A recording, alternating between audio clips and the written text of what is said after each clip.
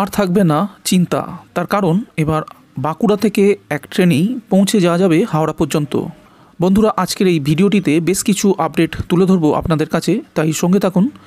ভিডিওটি আপনার কাছে ইনফরমেটিভ হলে একটি লাইক দিন, সাথে চ্যানেলটি সাবস্ক্রাইব করে নিন পরবর্তী ভিডিওর নোটিফিকেশনটি পেতে। দীর্ঘদিন ধরেই সাধারণ মানুষ চাইতেন পূর্ব রেলের সাথে বাঁকুড়া মোসাগ্রাম লাইন যুক্ত করতে।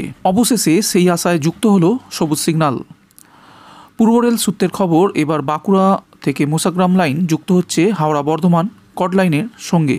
সম্প্রতি কেন্দ্রীয় শিক্ষা প্রতিমন্ত্রী সুভাষ সরকার জানিয়েছেন, কলকাতার আরও কাছে এবার বাঁকুড়া হাওড়া রেলপথ সরাসরি যুক্ত হচ্ছে। এই মুহূর্তে বাঁকুড়া থেকে হাওড়া আসতে খড়গপুর হয়ে ঘুরে আসতে হয়। দক্ষিণ পূর্ব রেলের বাঁকুড়া থেকে মোসাগ্রাম পর্যন্ত লাইন থাকলেও হাওড়ার সঙ্গে সরাসরি যোগ না থাকায় সমস্যায় পড়তে হয় সাধারণ মানুষকে। পূর্ব রেলের হাওড়া বর্ধমান লাইনে মোসাগ্রাম স্টেশন থাকার জন্য পূর্ব রেল ও দক্ষিণ পূর্ব রেলের মোসাগ্রামে লাইন যুক্ত করা হবে, ফলে বাঁকুড়া কলকাতার দূরত্ব কমার সঙ্গে কমে যাবে খরচ। মূলত বেশ খানিকটা নিশ্চিন্ত হয়ে আশায় বুক বাঁধছে বাঁকুড়ার মানুষ।